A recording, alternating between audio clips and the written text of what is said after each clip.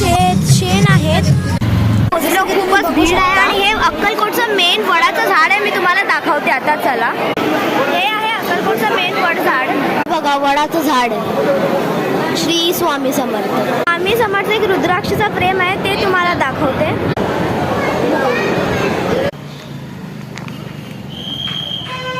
खूपच गर्दी होते म्हणून मी शूट नाही करू शकले. आणि आम्ही इकडे जेवण केल्यानंतर इकडे एक मंदिर आहे गणपती बाप्पाचा. त्याचं नाव आहे शमी विघ्नेश गणेश मंदिर. तर त्या मंदिरला आम्ही व्हिजिट करणार आहे आणि मी दाखवणार गणपती बाप्पाला. तर तुम्ही नक्की बघा पुढे. चं नाव, चला आज जाऊया. गणपती बाप्पा. मंदिरच्या मागच्या साईडला एक झाड आहे. त्या झाडाचं नाव नाही माहीत, पण एक देवाचं झाड आहे. तर मी तुम्हाला दाखवते. ते झाड म्हणजे 2 या 5 फेऱ्या मारून आपल्याला पुढे जायचं, एक्सप्लोर करायला किंवा घरी. सांगितलं होतं आमच्याकडे 2 ऑप्शन्स होते, एक्सप्लोर नाही तरी घरी जायचं. तर आम्ही चूज केलं एक्सप्लोर. आणि इकडे एक छानसं एक गार्डन आहे आणि त्याच्यात खूपच झाड आणि ॲनिमल्स म्हणजे खोटे ॲनिमल्स लावले आहेत. ते मी तुम्हाला दाखवते.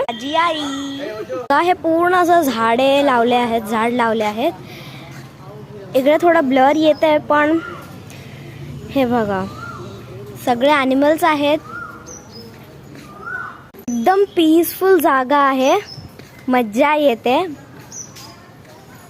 तुम्ही पण नक्कीच विजिट करा अक्कलकोटला येणार तर तुम्ही.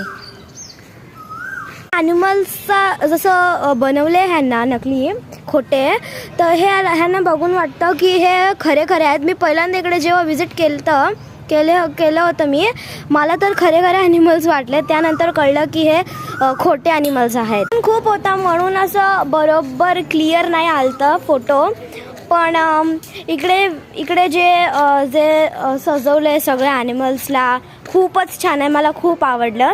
तर इकडे अजून एक मंदिरही आहे, त्याच्यात आम्ही दर्शन करणार. तर तुम्हालाही मी दाखवणार ते. चला, नक्कीच बघा.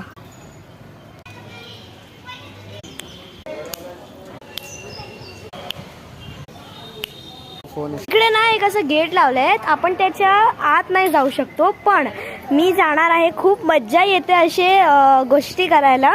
तर मी तुम्हाला तेही दाखवणार. तर चला बघूया बाबाईचं मंदिर. चला जाऊयात.